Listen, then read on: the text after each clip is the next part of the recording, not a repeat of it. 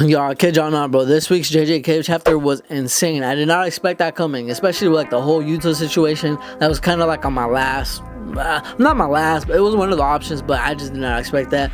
And by the way, my voice does sound a little bit weird and stuff like that. I'm gonna try to make this quick as possible, but I got sick over the past couple days, and so my voice is kind of recovering. So if it does sound funny and it bothers you, I apologize. But yeah, I really just want to talk about this week's chapter because, bro, this week just left off in a cliffhanger, and it started off completely crazy because I did not expect this coming. So if y'all pretty sure you keep up with JJK, y'all already saw the leaks and everything that basically Yuta is inside of Gojo's body. So basically Rika ate a Kenjaku, and then basically all of this was basically the last resort. One thing too that I really like about the chapter, I feel like a lot of people might have noticed, didn't notice that Sukuna acknowledged Yuta, that in a sense of like you're willing to basically throw all your humanity away just to achieve this power, to get this dub basically. And I like that because if y'all know, Sukuna doesn't really acknowledge a lot of sorcerers. He thinks a lot of them are trash and stuff like that, but the ones he finds the strongest are willing to do anything to get some type of power. He gives some type of respect, and I kind of like that. But after that, we cut to this like little flashback of like, you know, everybody, like the students, Gojo and stuff like that, and basically how all this is kind of like a last resort thing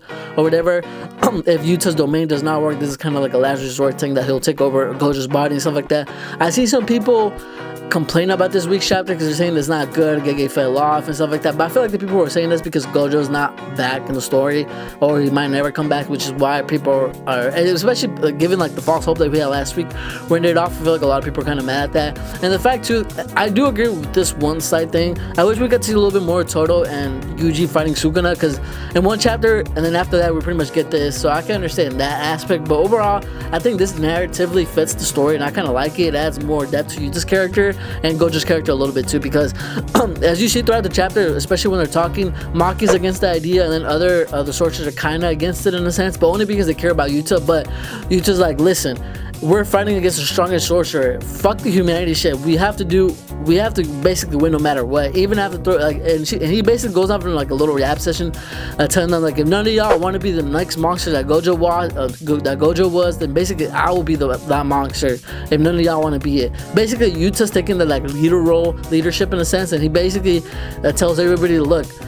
Y'all care about me this much, but what about Gojo Sensei? What about him? You know, basically the man that helped us achieve to this point. Don't let, like, you know what I'm saying? Like, I kind of like that. Adds more like the character depth to Yuta, and I honestly didn't expect it, because every time I look at Yuta, I think of like a shy kid and stuff like that. But yeah, it's insane. I see some people get angry at Yuta, but like because of his curse technique. But like, bro, his curse technique is literally to copy and still do his abilities. Like that's his shit. You know what I'm saying? So I don't see why people are mad at his character. Like that's literally his curse technique. But yeah, one thing too that we also learned about the chapter, that Gojo was the one who got rid of the elders, like all those like old ass dudes. He got rid of them and killed them and stuff like that.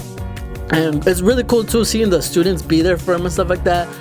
They don't want him to basically be a monster, but at the same time he's trying to catch up to Geto because he was the one who got left behind and stuff like that. So I thought that was a nice touch as well to his character and stuff like that, showing us more and a little bit in depth about him and stuff like that.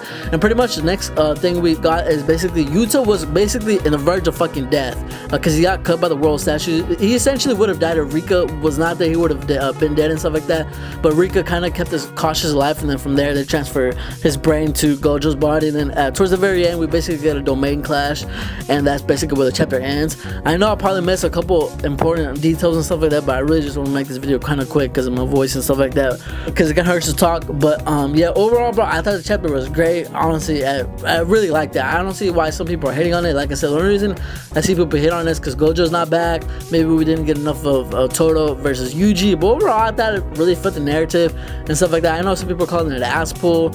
If you feel that way, that's fine. Everybody's, you know, free to their own opinion. I'm not finna like argue with you to like life or death, you know what I'm saying? If that's what you feel, that's what you feel. But I personally liked the chapter. I really can't wait till next week's chapter.